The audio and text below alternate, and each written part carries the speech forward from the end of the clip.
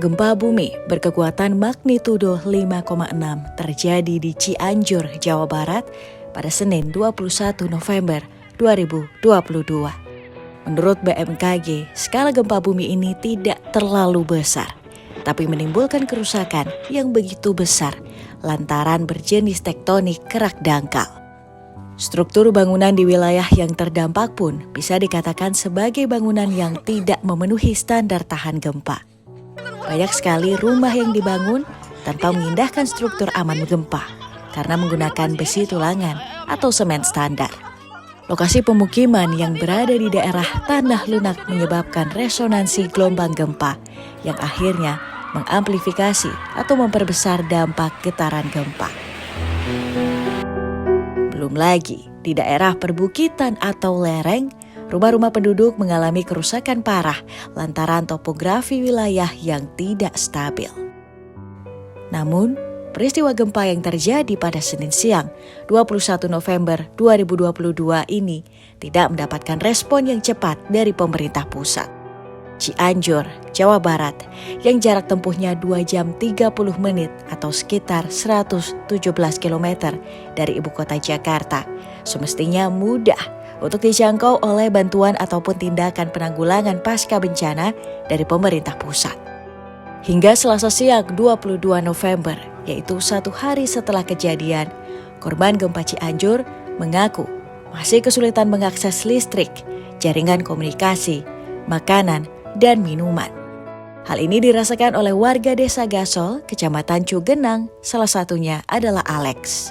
Makan, air, ya penerangan dulu sudah tetap mati semua. Alat telkom komunikasi udah nggak bisa berfungsi lagi semuanya. Ya gitu aja semalam kita sini poek lah. Cuma lampu kendaraan aja yang lewat-lewat caang gitu. Sampai sekarang berarti Pak itu komunikasi, air, makan gitu belum Pak? Komunikasi udah, makan udah ada tadi dikit-dikit.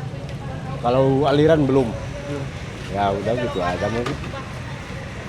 Harapannya Pak ke pemerintah nih kan biar apa gitu Pak? Progresnya lebih cepat atau? Mudah-mudahan lah penanganannya jangan kayak gini. Harusnya malam juga udah ada penanganan cepat-cepat.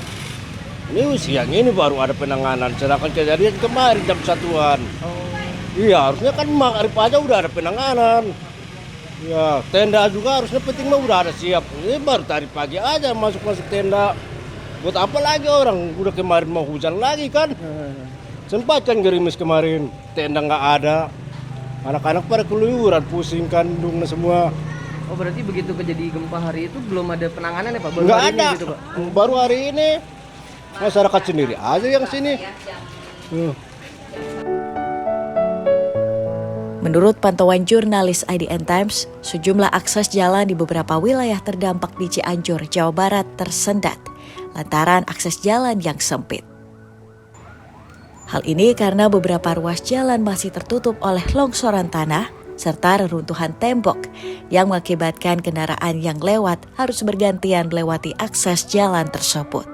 Hal ini pun menghambat aktivitas evakuasi puluhan ambulans yang membawa korban gempa. Bantuan logistik pun terlihat baru bisa terdistribusikan pada Selasa sore. Beberapa warga terlihat mengambil bantuan seperti popok bayi, makanan bayi, hingga air minum di RSUD Sayang Cianjur, Jawa Barat. Jajang Suryana, warga Cianjur yang juga menjadi korban gempa, baru mendapatkan bantuan dana dari KSAD Jenderal Dudung Abdurrahman. Dari kemarin aja langsung ke sini, dari kemarin langsung bantuan di sini langsung bantuan medis. Langsung ditangani Pak? Langsung ditangani, alhamdulillah lah. Mungkin ternyata anak saya udah pulang, tadi udah sembuh, alhamdulillah. Jadi, kalau untuk bantuan-bantuan yang lain Pak? Bantuan yang lain nggak ada, saya cuma dapat baru tadi aja, baru hari ini, tadi siang dapat bantuan saya. Ya itu aja, baru segitu, belum ada dari siapapun, belum ada. Pak, sekiranya apa sih Pak yang paling dibutuhkan oleh Bapak? Ya, namanya kebutuhan di rumah. Yang penting saya yang pengen punya rumah lagi ya gitu. Sebab saya ambruk sama sekali rumahnya. Gitu. Korban gempa yang mengalami luka di RSUD Sayang Cianjur kebanyakan yang mengalami patah tulang. Patah tulang itu kebanyakan di bagian pundak dan kaki. yang disebabkan tertimpa reruntuhan bangunan. Kalau untuk jumlah pastinya sih masih diperkirakan ya, karena kita tidak ada perhitungan belum ada perhitungan yang pasti. Kemungkinan memang sekitar ada 500 sampai 700-an sih korban untuk luka-lukanya. Karena dari kemarin untuk luka-luka yang berat sendiri kita langsung rujuk ke rumah sakit di Bandung, terutama Rumah Sakit Hasan Sadikin Bandung. Kalau untuk pasien di sini kebanyakan sih fraktur ya, ada fraktur terbuka sama tertutup atau patah tulang. Lalu ada juga cedera kepala sih kebanyakan. Untuk cedera kepala persentasenya sih kalau saya lihat di sini memang menimpa anak-anak kecil gitu. Jadi memang paling kebanyakan kasusnya seperti itu. Kalau untuk peralatan mungkin kita udah lumayan cukup ya dibanding hari kemarin, karena memang untuk pasokan alkes sendiri itu masih udah lumayan banyak. Namun memang ada beberapa seperti oksimetri untuk tanda-tanda vital aja sih ada yang masih terbatas. Untuk yang lain kayak infusan, cairan obat-obatan juga udah cukup. Presiden Joko Widodo yang sempat meninjau daerah terdampak di daerah Cipanas dan Cugenang, Cianjur, Jawa Barat pada Selasa 22 November, ia pun kembali meninjau ke daerah Cugenang pada Kamis 24 November 2022 untuk memastikan proses evakuasi korban berjalan dengan baik, yang saat itu masih ada 39 orang belum ditemukan di Kecamatan Cugenang. Saya datang ke Kecamatan Cugenang ini karena memang ini adalah epicentrumnya dan yang paling parah, terutama untuk rumah-rumah yang roboh yang paling banyak ada di sini. Yang meninggal pun yang banyak juga di sini. Tadi saya juga sudah mendatangi rumah sakit.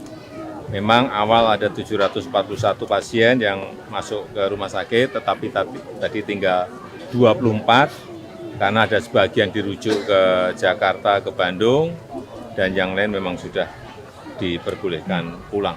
Yang paling penting setelah nanti evakuasi ini selesai, distribusi bantuan sudah bisa menjangkau ke semua lokasi, baru babak berikutnya adalah rehabilitasi untuk rumah-rumah yang roboh berat, sedang maupun yang ringan.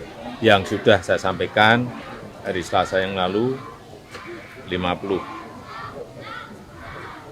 juta untuk yang rusak berat, yang sedang 25 juta, yang ringan 10 juta. Ya, terasa itu.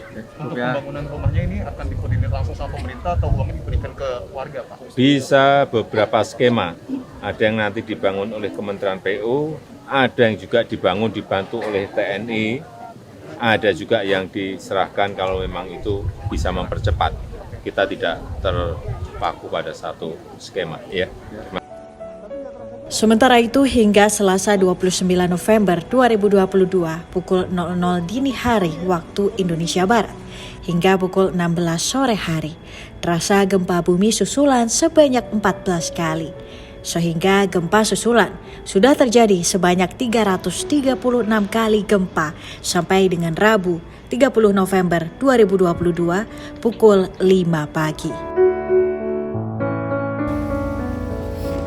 Sedangkan berdasarkan data dari BNPB dan Pemkab pada Selasa 28 November 2022, korban meninggal dunia bertambah 4 orang, sehingga total korban jiwa menjadi sebanyak 327 orang. Masih ada 13 korban jiwa yang dinyatakan hilang. Gempa bumi yang di Cianjur, Jawa Barat ini semestinya menjadi pembelajaran bagaimana bisa cepat mengatasi dampak bencana yang terjadi tidak jauh dari ibu kota. Begitu banyak daerah di Cianjur yang hingga hari kedua pasca terjadinya gempa bumi pun masih belum terjamah oleh bantuan.